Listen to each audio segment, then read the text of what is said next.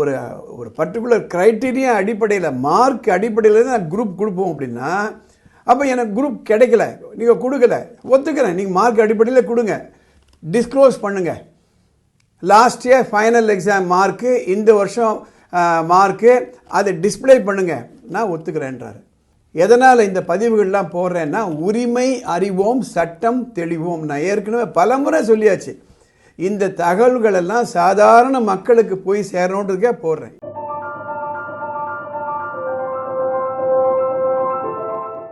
A very interesting question. ஒரு parent message அனுப்பிச்சிருக்காங்க.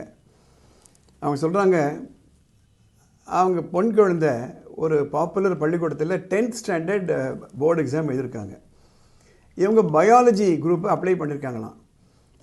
அந்த ஸ்கூல் மேனேஜ்மெண்ட் என்ன சொல்லியிருக்காங்க, எங்களுக்கு லிமிட்டட் சீட்ஸ் தான் இருக்குது, 2 செக்ஷன் தான், அதனால் மார்க் அடிப்படையில் தான் நாங்கள் கொடுக்க போகிறோம். இந்த வருஷம் 10th போர்டு எக்ஸாம் ரிசல்ட்டு எங்கள் பள்ளிக்கூடத்தில் கடைசியில் வாங்கின ஃபைனல் டெஸ்ட்னுடைய மார்க், இது ரெண்டும் காம்பினேஷனில் தான் நாங்கள் கொடுக்க போகிறோம்.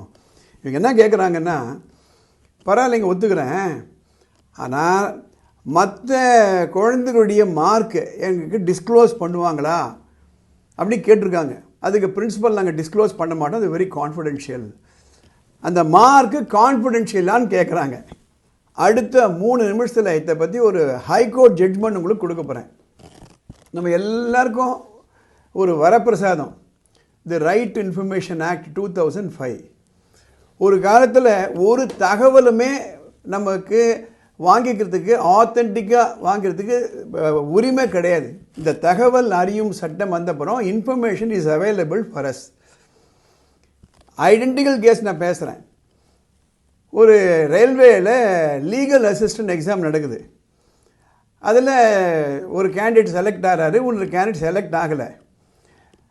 அந்த ரயில்வே போர்டு என்ன சொல்கிறாங்க, நாங்கள் மார்க் அடிப்படையில் தான் செலக்ட் பண்ணோம். இந்த செலக்ட் ஆகாத கேண்டிடேட்டு ரயில்வேக்கு எழுதி அவரை செலக்ட் பண்ணிங்க இல்லையா, அப்போ அவருடைய மார்க் என்னன்னு கிட்ட சொல்லுங்கள். அது மட்டும் இல்லை, அவருடைய ஆன்சர் ஷீட்டை ஃபோட்டோ காப்பி பண்ணி எனக்கு கொடுங்கன்னு கேட்குறாங்க. அதுக்கு ரயில்வே போர்டு ரெஃப்யூஸ் பண்ணிடுது. தகவல் அறியும் சட்டத்தில் கேட்குறாங்க, அதில் என்ன சொல்கிறாங்க, த மார்க் இஸ் கான்ஃபிடென்ஷியல். அதுக்கப்புறம் அவர் ஹைகோர்ட்டுக்கு போகிறாரு. ஹைகோர்ட் என்ன முடிவு பண்ணுது அப்படின்னா, இந்த கேண்டிடேட்டும் அந்த கேண்டிடேட்டும் 2 பேரும் ஒரே எக்ஸாம் எழுதியிருக்காங்க. நீங்களே சொல்கிறீங்க மார்க் அடிப்படையில் தான் செலெக்ஷன் பண்ணிங்கன்னுட்டு. அதனால் அடுத்த கேண்டிடேட்டுடைய மார்க்கை தெரிஞ்சுக்கிறதுக்கு இவருக்கு உரிமை உண்டு. ஆனால் அவர் கேட்ட அந்த ஆன்சர் ஷீட் ஃபோட்டோ காப்பியை கொடுக்க தேவையில்லை, ஆனால் அந்த மார்க்கை நீங்கள் சொல்லி தான் ஆகணும். ஏனென்றால் அது அடிப்படையில் நீங்கள் செலக்ட் பண்ணிங்கன்னா the mark is not so confidential. Supposing வேறு யாராவது தேர்ட் பார்ட்டி கேட்குறாங்க அப்படின்னு கொடுக்க வேண்டிய அவசியம் கிடையாது. இவர் பாதிக்கப்பட்டவர், அதனால் இவர் கேட்ட தகவல் நீங்கள் கொடுக்கணும் அப்படின்ட்டு high court judgment, Allahabad high court judgment. எதுக்காக நான் சொல்கிறேன் அப்படின்னா, ஒரு ஒரு பர்டிகுலர் க்ரைட்டீரியா அடிப்படையில் மார்க் அடிப்படையில் தான் குரூப் கொடுப்போம் அப்படின்னா, அப்போ எனக்கு குரூப் கிடைக்கல, நீங்கள் கொடுக்கல, ஒத்துக்கிறேன், நீங்கள் மார்க் அடிப்படையில் கொடுங்க, டிஸ்க்ளோஸ் பண்ணுங்கள்.